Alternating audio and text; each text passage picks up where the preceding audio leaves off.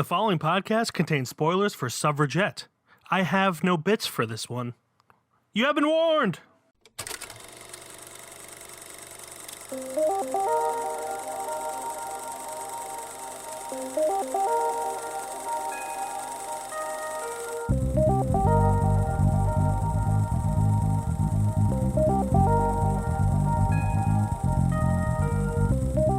What's up, everybody, and welcome back to KFR News Radio. This is your host, Glenjamin Button, along with your host, Miguel Megusto. Hello, you Glenn. woman-loving son of a bitch, you. That kind of sounded like it was a bad thing, but it's accurate. But goddamn, is it so positive? Although my mom's not a bitch, but Well, that's true. That makes me more hostile than you. yeah. This But backfired. I do love women and their right to vote.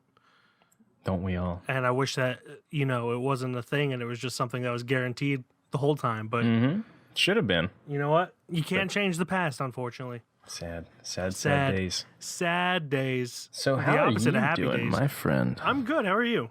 Oh, listen, it's just another day out here in the quarantine-areno. Quarantine-areno of the good old Corona light virus. It's Yep. not light. It's not a light virus at all. It's very serious. Yeah. I have been reading a lot of shit from people who went through it and have family members that are going through it, and it is. I mean, we all know we've been lied to about it since the get-go, but I did not realize we'd been lied to that much about it. And yeah, apparently your blood just gets super thick and clots, and Yeah, have to- Tom Hanks, how'd you do it, buddy? you gotta be put into a coma and shit. It's not good. Hey, Glenn, I don't care who I upset now. The coronavirus isn't good. It's not a good thing. Listen, I stand by you on that. It's a in hot fact, take, I'll I stand know. behind you just in case anybody takes jabs. That way I'm at least protected in some sort of way. So, run me through your week. Have you watched any movies this past week that are worth mentioning? Listen. We got some movies. I actually watched like 2.25.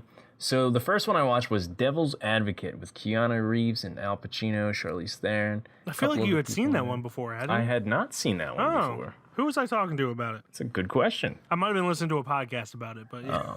Which I actually kind of loved this movie. Not gonna lie to you. I think it is over the top in a bad way, but I also enjoy it. I'm not exactly a fan of Keanu Reeves and Charlize Theron's southern accents, but Yeah.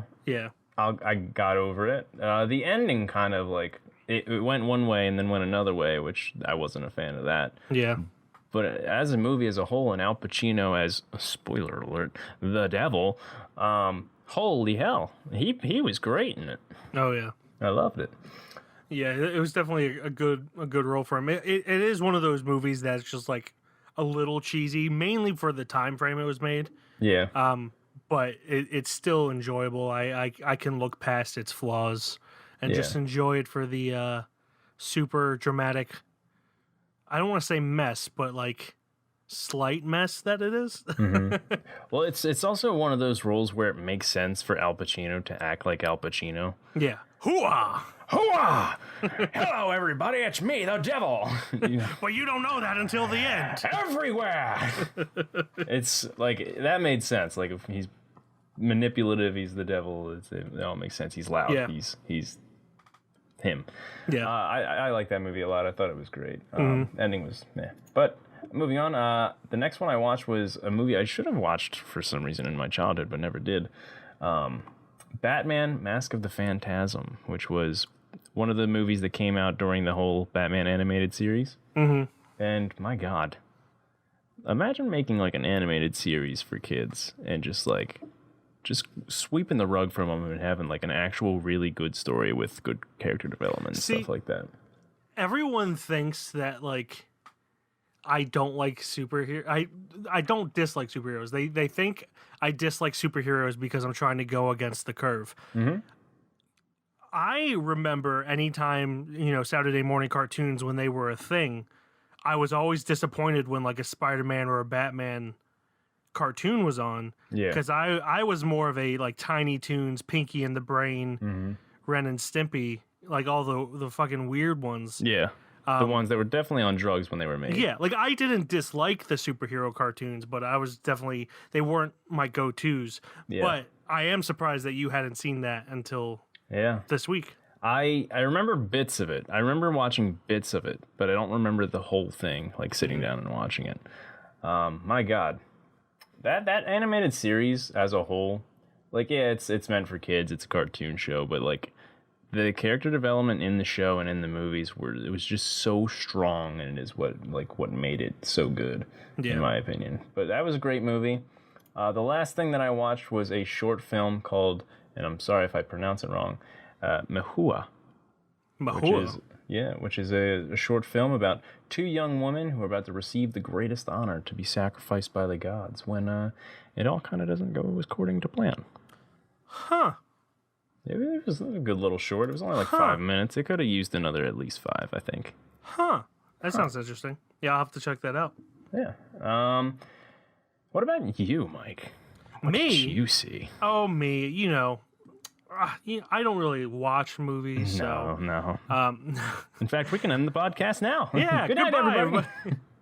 No, that makes it sound like I watched a lot of movies, which, I mean, for most people, this is probably a lot, but I watched 5, including Suffragette. Yeah. The first one I watched was Suffragette. Then I watched Will Ferrell and Rachel McAdams' new movie, Eurovision Song Contest, The Story of Fire Saga, which is about the Eurovision Song Contest. Yeah, I remember seeing that. Honestly, like, it's not great, but it's a lot better than it should be. Like, it has heart. It's actually pretty funny. Will Ferrell yells at Americans for being Americans, and it's hilarious. It's got. I'm not a huge fan of pop songs, so like the majority of the songs I don't care for. Most people probably would love them because they are pop songs, but I'm not a huge fan. But there is a song that Rachel McAdams' character sings at the end called Husavik, and it is a fantastic song. And when I thought she did sing it, but it was also mixed with a like professional singer's vocals, so like it increased the quality. So she still has a really good voice. They just also mixed it with a professional singer's voice to up the ante, so to speak. And that song just blew me away. When I thought it was 100% Rachel McAdams, I was shook, as the children say these days. I did not know what to do, but it's a great. That song is great, but the movie is it's good. It's a fun movie. It's a little long, but if you got nothing else to do and nothing else to watch, check it out. It's a fun movie. You're not going to hate it. You're not going to love it, but you're not going to hate it. Then I watched a Northern Ireland movie, which I specify because even though it is technically part of the UK, it's they're more Irish than they are English, in my opinion. Their own entity. From the day that I spent in Northern Ireland, I'm kind of an expert on it. I'm somewhat of a scientist myself. But it's called Bad Day for the Cut. And it's kind of like a revenge thriller. This guy, his mom is murdered, and then the people he sees, he's like the one witness to it, and the people come back to try to murder him, and things don't go well for them. And then it continues from there. And honestly, the movie was just okay until the ending, and then the ending made it like a really good. It's not a great movie, but it's like I really enjoyed it with that ending. It was a fantastic ending. Yeah. And if you ever watch it, Glenn, I want to talk to you about it because that ending. Oof. Okay. Oof. Well, maybe we'll talk about it. Yeah, but that's on Netflix, I believe. Like 90% sure it's on Netflix. Then I watched Akira Kurosawa's film Ikiru, which means to live in Japanese. And it's about this guy he's like a city hall employee that he's a bureaucrat that never like really enjoyed his life, never really looked up from his paperwork. He gets stomach cancer and then just kind of tries to change his life in the last few months that he has to live. And it is a beautiful movie that I really enjoyed. Well, if he made it, I would assume that it would be beautiful. Yeah, Akira Kurosawa is great. I've only seen 3 of his films at this point: Seven Samurai, Ikiru, and Ran, and I've loved every single one of them. So yeah, I'm going to have to check out more Akira Kurosawa. And then the final thing I watched, not really a movie because it's a filming of a Broadway musical, but I watched Hamilton. Now, see, this is funny because I was going to watch this. Not only because it was recommended to me on Saturday, but also because it was promoted the hell out of on the platforms that it was on. Was it Disney Plus? Disney Plus, yeah. Yeah. And they've been advertising it on Hulu as well because they got their little partnership. Yeah. I get the appeal. I completely understand why people love it. I have no problem with people loving it, but I'm not a huge fan of rap. Like I'll listen to rap, but I'm not a huge fan of it, so it didn't blow me away like it would fans of rap. However, Daveed Diggs is in it, and well, that changes the whole concept here, doesn't it? Daveed Diggs is fantastic in everything he does, and he was by far my favorite part. He played Marquis Lafayette, who was the French guy who kind of helped get France on our side and essentially help us win the American Revolution. And then he also played Thomas Jefferson in the second act after Lafayette's character went away. He didn't die. He just went back to France. Yeah. And he was by far the best part. I can't talk highly enough about Daveed Diggs. If you haven't seen Blind Spotting, watch it, and then listen to our episode on Blind Spotting. Yeah, it's so good. And our podcast as well. Yeah, and our podcast as well. But yeah, Hamilton, if you like that kind of thing, you're going to love it. I really enjoyed it, but I wasn't blown away like everyone else. Okay. But it's worth the watch. I do recommend it. Sounds good. But that's all I watched this week. You said you have some news to go over, don't you? It's a small piece of news. It's not anything crazy. It actually is kind of a segue, if I segued it correctly, which I did not. What I was going to say is Devil's Advocate is kind of a good companion piece for a certain movie. And I feel like that movie would be Constantine, also with Keanu Reeves. Ooh.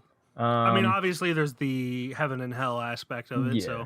But explain. And so the news here is Constantine's live-action movie reportedly in works from J.J. Abrams.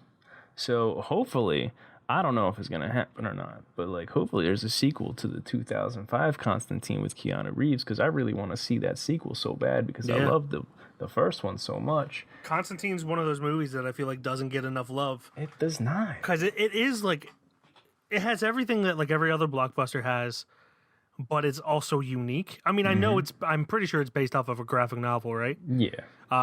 So, but like, it's great. It's a standalone piece now. Obviously, it looks like we might get a sequel. But yeah, I feel like it doesn't get enough love, and I feel like more people should check it out. Yeah, and if J.J. Abrams is working on it, I mean, I don't know if I doubt he's going to direct it or anything, maybe just produce it. But I mean, I'll take it. Listen, I just want that sequel as long as Keanu Reeves is the front man. Yeah, definitely.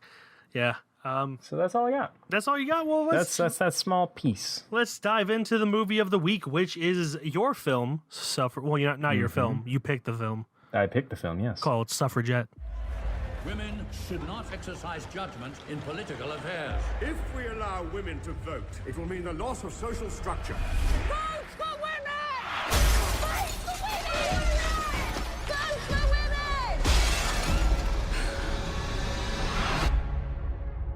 Arms up. You work at the laundry?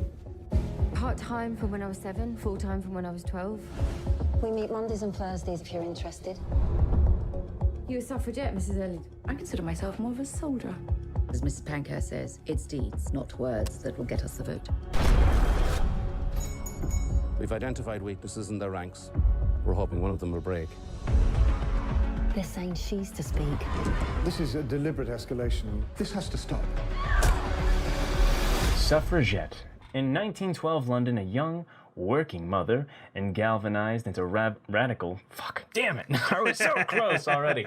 Galvanized into radical political activism supporting the right for women to vote, and is willing to meet violence with violence to achieve this end. Directed by Sarah Gavran, written by Avery Morgan, stars Carey Mulligan, Anne Marie Duff, Helena Bonham Carter, and even Meryl Streep's in there for a little secondo. Yeah.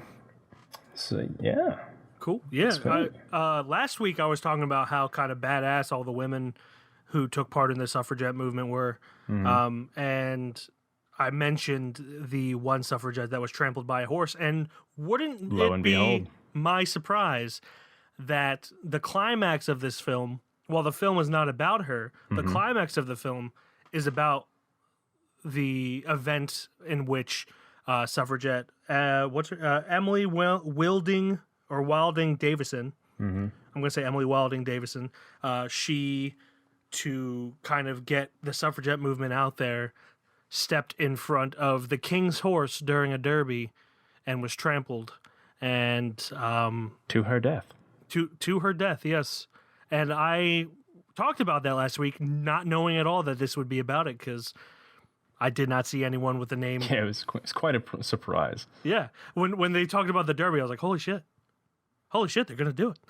They're doing it at this moment. And honestly, my one complaint about this movie, well, not one, I have a few. None of them are too big.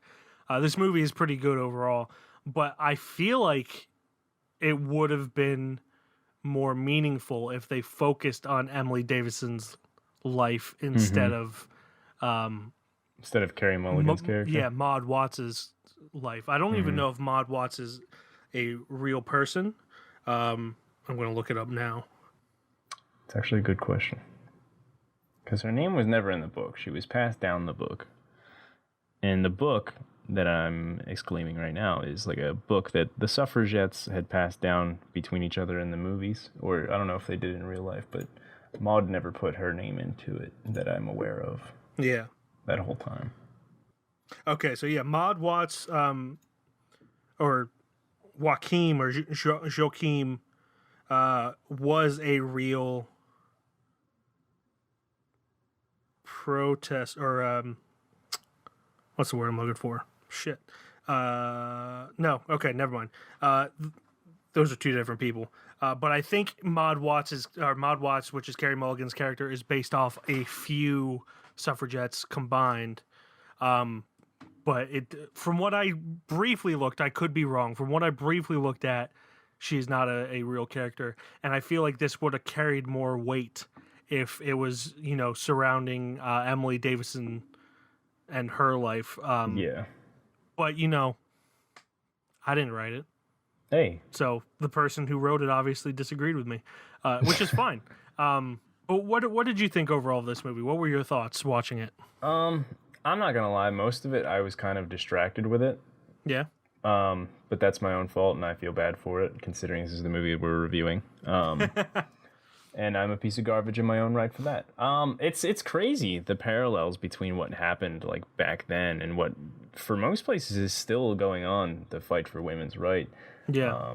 And like in comparing it today with today's like protests and everything, what's going on, just the fight to like have basic rights. It's insane. And I think one of the best parts about this movie is that it showed at the end, like, all the years, like, certain places got finally women's rights to vote. I think that was a very powerful thing, and how close, like, even in the 40s, you're like, wow, women still aren't voting. It's insane. I think the most surprising one, because before the end credits started, like you were saying, they listed when like the certain years that certain countries got the right to vote. New Zealand was incredibly fast, if I remember correctly. It was like one of the first ones. Yeah, it was like in the 1800s. But one of the more surprising ones to me was Switzerland, which was in the 70s. It was like 70s. Which, Switzerland seems like a relatively progressive. It's Switzerland. It's Switzerland, yeah. Like they're neutral to everything. So why weren't they neutral to women's votes? But yeah, I'm kind of with you in the same boat, where the first, I would say, 2/3 of it were not boring, but didn't keep my attention as much as I would have liked. You could easily get distracted, which is obviously what I did. Yeah, I also got distracted a few times. I tried, like, I even put my phone in like another room at some point, just to try to focus on it. But then, like, I found myself kind of daydreaming about future scripts of mine, and it didn't hold my attention. But once it started picking up, unfortunately, at like the 2/3 mark, I started really enjoying it. Like, pretty much, I think it was after she kind of gave up on caring about being put in jail after her son was taken away. That's when it started to pick up, and it became more interesting. Once it got to the point where she basically had nothing to lose for this cause, that's it for sure. Definitely kicked into gear. And I kind of wish that happened earlier, but I understand. At the beginning of the movie, she wasn't even like a suffragette at all. She was just a woman passing by. Yeah, her first experience to it was like delivering a package for her boss, and suffragettes breaking windows of a shop she was walking by, and it kind of just escalated from there. But you kind of nailed it when you said like the parallels to today with like police brutality and the press trying to spin movements in a way that make them look like the villain when they're just asking for basic rights. In this case it's the vote. Today it's the right to not get the shit kicked out of you by police. And it's sad to me. Like, another movie that kind of reminded I felt this way was The Grapes of Wrath, which is a film that came out in the 40s or 50s, I believe. 1940s when Grapes of Wrath came out with Henry Fonda. I believe it's based off of like a 1920 or 1930 book, and the whole thing is about how like business owners have this unwielding power over you, and it kind of instilled in me that like nothing has changed. We have the illusion of things having changed, and we do have more rights and stuff than they did in the 30s. But it's slowly progressing, but it's not where it should be. It's not where it should be, and it's this and that movie, Suffragette and Grapes of Wrath, were like the two movies where like it just kind of brought me down because things really haven't changed, unfortunately. And even then, with the suffragette movement, at least in America, I don't know how it is in England. When women got the right to vote, it meant white women, not black women. They didn't really clarify on that specifically. I wouldn't be surprised if England was the same way. Just because they have their population is smaller, and so it's not nearly as bad as it is here. But they also have a pretty bad racism problem over there. It's sad. It really is. Another thing that I did like about this movie was that Meryl Streep did have like a small part in it. Like it was a huge role for the suffragettes, but like a small role in the movie. That wasn't that distracting.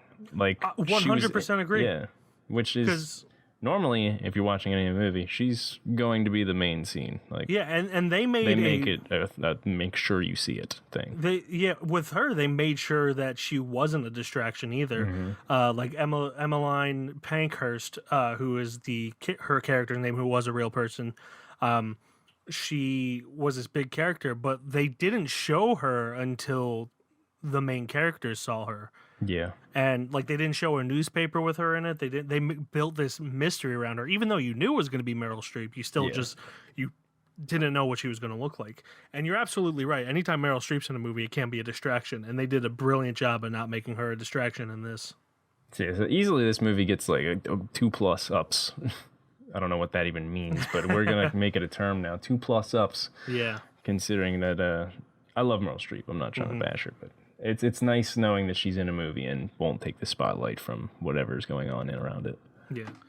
Can we just talk about what a piece of shit Maud's husband was, played by Ben Whishaw? For real. He was not okay. It'd be one thing if he was like he was like a different kind of piece of shit because he wasn't really abusive. No. He wasn't physically abusive. He was definitely emotionally abusive, but he was a fucking coward and would not stand up for his wife at all in the least. He worried 100%. More about his own image.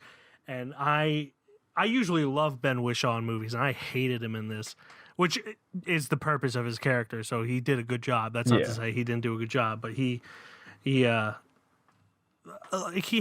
the kid for like 3 weeks, and he was like, I can't do this. Yeah, and he's like, I'm gonna put it up for adoption. I'm gonna put him up for adoption on his birthday. I can't do this on my own. On the kid's birthday, I'm gonna have him get adopted. Gonna twirl my mustache now. Yeah, and it just I appreciate the fact that he wasn't physically abusive because that's the easy route. Yeah. And it doesn't open up as much of a dialogue as it did with him being emotionally abusive.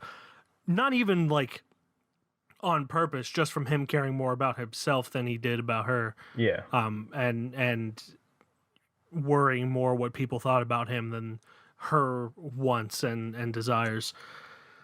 But yeah, he was genuinely messed up. He cared more about what the people, like the neighbors and everything, thought about his image of their relationship. So he just tossed her out. He was like, I can't take care of this kid on my own, even though there's a woman here with me, and I'm leaving. Yeah, it was pretty bad. But I really do think the biggest detriment to this movie is how slow moving it is in the beginning. And it's not bad. It's just the sad part is that it's only like an hour and 46 minutes. Yeah, something like that. So like it's not a long movie. That just that first hour, I mean, I won't give it that much. First 40 minutes maybe or more, kind of is like it's the slow burn into the goodness. Yeah, it's definitely a slow burn. Hey, but women are badass and blow up mailboxes and cut telephone lines. Yeah, so there was listen, times where I was just like, hell yeah. Hell yeah, go women. That's how I was Hell yeah, fucking, Helena I was Bonham getting Carter. hyped. Yeah, you're about to die, but sure, try to go into that protest. And then they were like, what was it, hunger striking too, which was, oh my god, women are badass, dude. Yeah. Just because I have been obsessed with Ireland in the past 9 months, it reminded me of the movie Hunger, directed by Steve McQueen, of Shame and 12 Years a Slave fame, which is about a Irish IRA soldier whose name, if I can find him, Bobby Sands. The whole hunger strike when they were in prison, they're like hunger striking for basic rights, like being able to wear their own clothes because they were political prisoners and not like criminals. Yeah. And all that. It reminded me of that, especially the force feeding scene, unfortunately. Yeah, that I'm not gonna lie, I screamed at that. It's like a straw up the nose and shove some milk down it. I was like, yeah. Honestly, take it back to the coronavirus.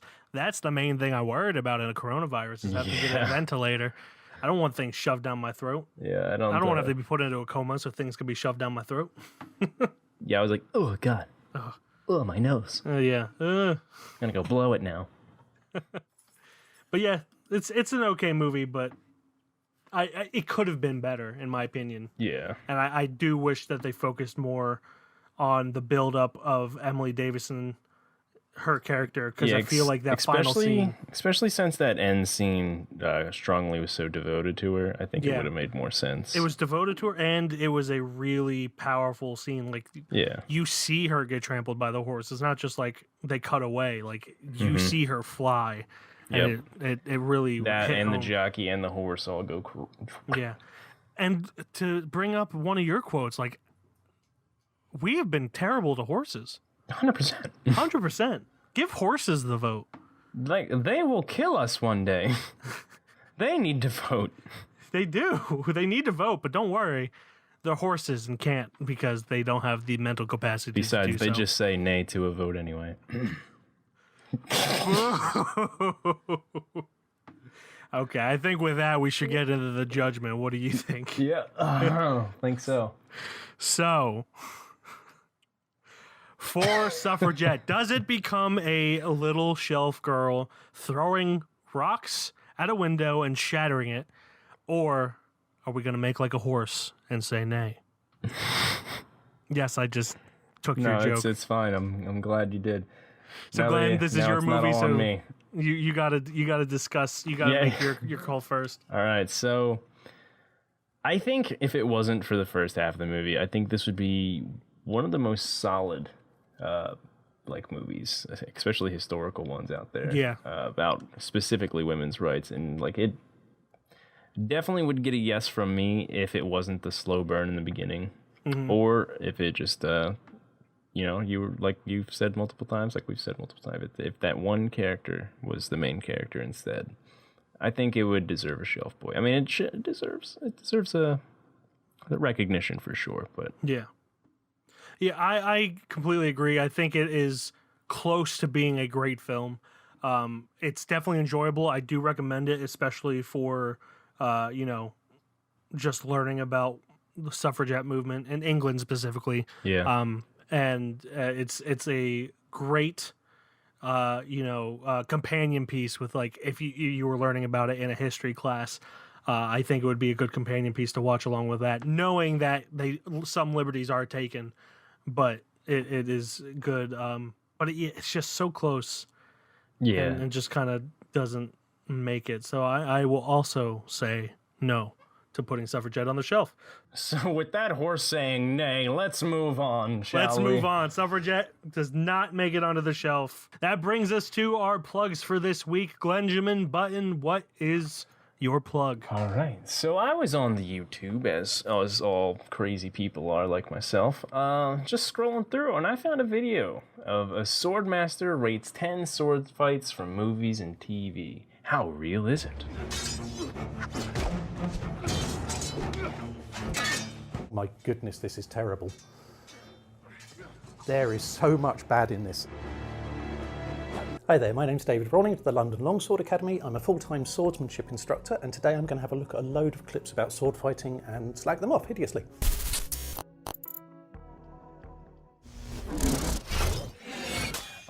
And that is on YouTube. Insider is the channel it's on. It's about just this dude from England who's sitting there. He's like, you know what? I do a lot of fencing and sword fighting. I think I'm gonna look some of these famous scenes over and be like, that's fucking terrible. For the most part, he is really good. He's like, as a theatrical like presence, it's a really good scene. But if you're coming from a like sword fighting standpoint, all of these are almost garbage. Yeah. He's like, they all look cool, but as far as they're not technical. They're not good. Most of people wouldn't swing a sword this way for no reason. Yeah, I hate it. They have a whole bunch of series like that where, like, dialect coaches go over accents, lawyers go over court. Some of them take it way too seriously. Yeah, this guy was like, for some of them he did take it seriously just because they were even like bad theatrical like versions. He's like, as a theatrical, it was good. It was good. Yeah. That's a terrible English accent, but. So what's that called again? Swordmaster rates 10 sword fights from movies and TV. How real is it? How real is it?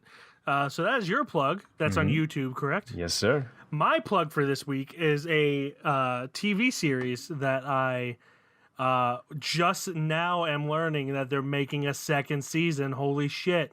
It is a really dumb sketch comedy show by Tim Robinson. It is Tim Robinson used to be a cast member / writer on Saturday Night Live, and he took all of his rejected ideas and made a show out of it. And it's called I Think You Should Leave with Tim Robinson. Unfair treatment by a business or a corporation. Has this ever happened to you? God damn it! Oh, my shirt! Figure out what you do! Good bowling crushes. Jerked you on. King of the tuck-tuck sound. Sunday fun day with these pig dicks. Hope nobody gulps us. That's actually fun. John Mulaney does that with some of his shows too. Yeah, it is like the dumbest comedy you will ever see, but it's so fucking funny. Yeah, like the very first sketch you'll see is they're like at this cafe, they're having a job interview at a cafe for some reason. Who cares? That's not the point of the sketch. Yeah, they're just sketches. He goes to the door and tries to pull it open, but it's a push. And the guy he was just interviewing with says, "Oh, I think you push it." He was like, "No, it goes both ways. I was here yesterday. It goes both ways." And then he just forces the door very slowly to come inward, all while making eye contact with the other guy. Jesus. Yeah, it's real dumb, but it's fun. But it's a sketch. So that is I Think You Should Leave with Tim Robinson on Netflix. Okay.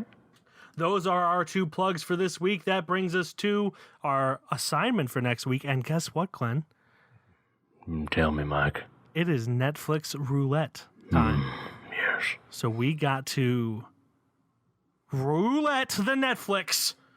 As just so everyone remembers, it is a best of 3. We're going to spin the wheel 3 times, get our picks, and then go from there. I got my Google ready. Your Google is ready? My Google is ready. And I am going to spin starting now. Bolt. The Disney animated film. John Travolta? That is John Travolta and Miley Ray Cyrus. Interesting. Got a story about this. I think can't it's just tell Miley it, Cyrus. but I got a story about this. Oh, it's just Miley Cyrus, by the way, not Miley Ray. Oh. Billy Ray is her. So that is Bolt on Netflix. It is about the K-9 star of a fictional sci-fi action show that believes his powers are real and embarks on a cross-country trek to save his co-star from a threat he believes is just as real. It is directed by Byron Howard and Chris Williams, and we only have to talk about John Travolta and Miley Cyrus. Those are the two people in it. There you go. That is movie number 1. Movie number 2, Main Hoon Na. Main Hoon Na. That is a Bollywood film. Yes, it is. It is the English title is I'm I'm Always Always Here. Here. Yeah. It is directed by Farah Khan. It is starring Shah Rukh Khan, who I actually know his name because he's pretty popular in India and pretty much on every Bollywood movie that ever came over here. So Shah Rukh Khan, Shushmita Sen, Sunil Shetty, and Zaid Khan. It is about an army major that goes undercover as a college student. Okay. His mission is both professional and personal, to protect his general's daughter from a radical militant and to find his estranged half-brother. It's got pretty good ratings, so maybe. We'll find out. That is movie number 2, I'm Always Here, also known as Main Hoon Na. Spitting it again. Ooh, another Bollywood movie, I'm assuming. Bangra Pali. How I spelled that right is beyond me. This one is not eligible to be on the shelf because it came out this year. Should I spin it again or just? You might as well spin again. Okay, spin it again. This one is not eligible. That is the only reason we're spinning again. Slam. Like actually slam? Slam. SLAM. Oh. From 2000. No, the movie. Yeah, the movie's called Slam. It does not even come up when you type Slam in on Netflix, so that's a great sign. It's got a good rating, though. Did you find it? Slam, 1998. This one claims it's from 2008. Oh, well, hold on. Reverse. Yeah, I'm opening up on Netflix right now. It's about basketball still, but yeah. Well, this one says 2017, so I don't even think that this is the one. The other thing. Anyway, Slam from 2017. Okay, yeah. So on IMDb it says 2016. Netflix it says 2017. It is where's the country of origin? Country of origin, please. Italian. It's an Italian film. Directed by Andrea Melaioli. I butchered that. Written by Francesco Bruni, based on the book by Nick Hornby, starring, Ludovico Teresigny, Barbara Ramella, Jasmine Trinca, and Luca Marinelli. And it is about teen father-to-be Sam imagines his future as a young parent and finds a surprising mentor while reading about his idol, pro skateboarder Tony Hawk. That's something I wasn't expecting. So that's number 3. This was a kind of a deep dive there. Yeah. For a hot minute. Let's see. Oh God. Movies based on books, Italian movies, and it's a comedy. So is it a romance? While I'm Always Here sounds better. It's 3 hours long. Bolt we've both already seen, but we could pick it. Did I see Bolt? Oh, I thought you said you did. I've seen Bolt. I've got a story about Bolt. Okay. Well, I've seen it. That's an hour 36. We can skip that, so I guess Slam is somehow the winner out of that. Is it the winner, though? That's the real question. It's either this or a 3-hour one. The story's not that great, so I'm not too worried about it. And it's also not the one that we were promised by Netflix Roulette. Huh. I don't know. I'm torn. What do you think we should do? I really don't know, to be honest with you. I'm leaning more Slam, but to be honest, I don't want to watch a 3-hour movie. Yeah. All right, let's do Slam. Interesting. Yeah, I'm not thrilled about it, but we'll see. Hey, it's an Italian movie. It's an Italian movie. So we are going to watch Slam. That is our assignment for next week. Never even heard of it, so I have no opinion. Netflix, you better sponsor us after this one. Tony Hawk is mentioned. Yeah, but you better sponsor us, Netflix. So that is our assignment for next week. Slam on Netflix. Thank you, everybody, for listening. As always, you can follow our website, www.keystonefilmreview.com. On Instagram, we're Keystone_film_review. Twitter, Keystone_film. Facebook, Keystone Film Review. And on Letterboxd, I am Mike, KFR. And I'm Glenn, KFR. And that will do it until next week when we talk about Tony Hawk with some Italian people, I guess. I want to know how many times Tony Hawk's even mentioned in it. It's probably only once. Tony Hawk, just release your games, and then we'll watch this movie, okay? Yeah. Release the games. Damn you. Release the Snyder Tony Hawk cut. The Snyder Tony Hawk cut. Yep. People will love it.